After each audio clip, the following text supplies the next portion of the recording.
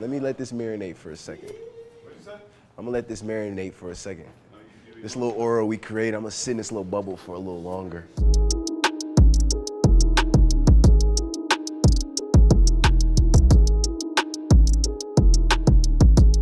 My first memory of Karl, I was at NBA Top 100 camp, and we always heard about him. I'd never seen him play, and I still didn't see him play there. He showed up to the camp, he took all the gear and he went home. He didn't play not one game.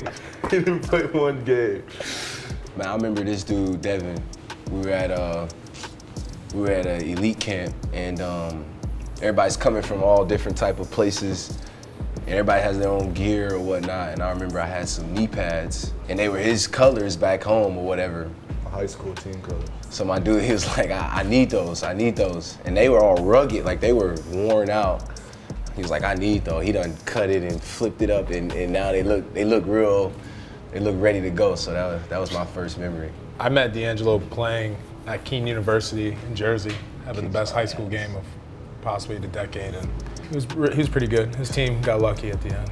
Devin was the same way. I met him at Top 100 camp. Devin, I actually played like 2 games, but Devin was kind of chilling. I don't remember that. I've been watching D'Angelo play since like 6th, 7th grade. Before we even knew each other, I was watching him play down in Indiana Speeds, because I was on like a low-level team, so we play in like one of the sorry brackets, and I'd be the person sitting on the side of the court watching the top players play. Throwback.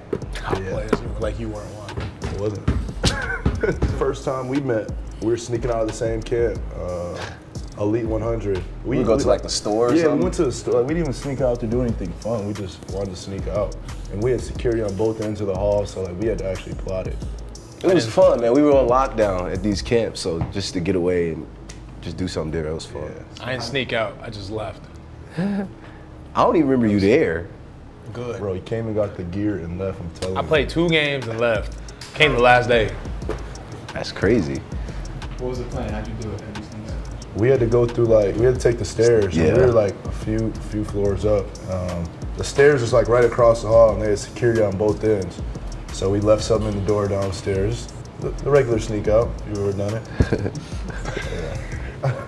I mean, I really got to know Devin in college, and I really got to know him, and that's where the relationship blossomed from. And I think we really blossomed as a brotherhood when we were going through the draft process, the pre-draft, and then when we were actually like living with each other and having to depend on each other for that companionship, whatever the case may be. And Should it go back before that though? We were showing up at all the same camps and same like all-star games or whatnot, and you see the same batch of guys, and then you just connect with who you know what I'm saying, who you I guess relate to or whatnot. And those were never like one days. It was always like a week. Yeah, McDonald's a week, Jordan Brand a week. For sure. I'll say me and him, the relationship hit off early in high school because we were like the young kids getting invited to older camps like LeBron camp. And we'd ask our roommates, we'd have roommates, so we'd ask our roommates because they like switch, so we'd be in the room together because we were both the young players. I remember us sitting talking about like what college we want to go to, like things like that at high school. But with Karl was when we got to Kentucky, just being able to, every day just being with each other. Who got the best hair here? That's here? He in last place already, so we can put him in last. Me and Russ got something going on. Russ right now remind me a little bit like Zach Fox. I had to wear what? Come on, man.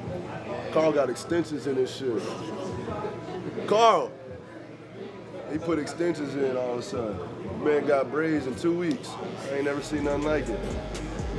I feel like killers know killers. Like when you're on the court or you're in practice or you're around somebody so much, you see how they go about themselves, they go about work, they go about whatever. And it's just killer written all over it. And I feel like that's why we're so intuitive, because we see that. Like, this dude he may not be the loudest or the whatever, but when it's time to work, we're gonna bring it. for sure. So like when I'm watching D'Angelo play and the way he comes off pick and rolls and the way he just knows how to change speeds and stuff like that's hard to teach. You know, there's a lot of top players in this league who can't do what D. Russ does just off pure natural talent. And when I think of D. Russ, I just think of a closer, clutch player who's very technical with the game, and you know he's always going to lead his team. You ain't gonna make me cry in here, bro. Come on, man. Come on, bro. That was not a sentence, but that's how I feel. My dog. Top 5. You top 5 what? Ugly? Dead or alive? Dead or alive? Maybe in Louisville. They don't got much in Louisville out here. Look at it. He looked like Will Smith on Bad Boys 1. Mike Lowry. Look at him. He look like Nip for real. I told you. Look at this dude. Hustle and motivate. He look like Nip. Streets all day. Chill out, bro. That's funny. You know, we all came in together to the league, and I think the one thing that has never changed is just when we talk is just how we approach this opportunity of being in the NBA. You know, we see it every day the same. Nothing has ever changed. We've never taken this game for granted. You know, a lot of times we talk in our group chat, and it'll be like Devin or it'll be D'Angelo or whoever the case may be, and we'll just be in there saying, you know, wow, you know, brothers, like, we're really in the NBA. Like, it's crazy to think about that. Like, we came from nothing, playing for free, for scraps in high school, and now we're in the NBA. And not only are we in the NBA, we're all doing very well and very successful. So, you know, I think the biggest thing for us is the humility. We've never lost how important this, how valuable and how great this opportunity really is. I remember being in the locker room watching him hit 70. I was like, God damn. That was different. That was different, man. I would just go back to, I remember our rookie year, we come in, I remember this dude calling me like, bro, they ain't doing me right, man. This ain't right. He wasn't playing. Getting me, over. I'm playing a little bit, he's playing. So we trying to keep up. I'm trying to keep up with what's going on. And then this dude finally gets a chance and goes crazy. He's dominating the whole, since summer league step first, you know what I'm saying? I'm like, man, I gotta catch up, you know? Like that was that type of mentality, watching these dudes dominate. I'm like, man, I gotta step my game up, you know? So it was always like a I would say a competitive thing, but these dudes pushed me personally, so. Same way. I bet Carl said the same thing.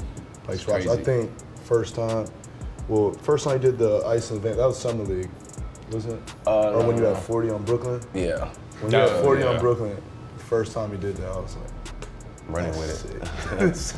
Then they slowed it down. We said, That was cold. It was off, man. We That was fans. cold. I'm a fan of these.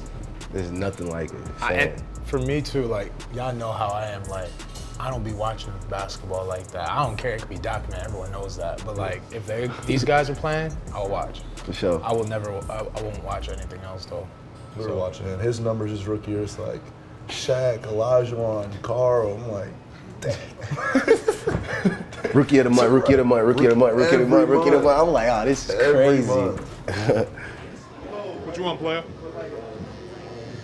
Nah, bro, I was just heard some negativity came from your mouth, bro. Talking about my hair. It's in last place. Huh? It's in last place compared to me and D. Russ. How do you come up with that? How? Yeah, That was the easiest conversation I had all day. Man, that's cold. You guys remember about doing these? Can we on covers? Can we go back to that? Like, we really did this, man. A lot of people take this for granted. We really all on the cover of Slam magazine that this is big time. I think like all of us had different journeys to getting a Slam cover, but I think at the end of the day, we all felt the same gratitude when we got it. And I think that the prize was sweet for all of us at the end. 100. You remember growing up and we all would like read these and be like, one day I just want to be like one of the cards or anything. I would come right here and I would rip this out and I put it on Take my the wall. picture, right? here. That big picture, yeah. Put it right on my wall. This Whoever it is sick. was, I had a whole thing. Big shout out to Slam Magazine. That's it for the interview. Go catch our new magazine out in stores now. Big, yes. Shout out Slam, shout out the stores. Man, I love it. Hey, I love y'all, man. We did this.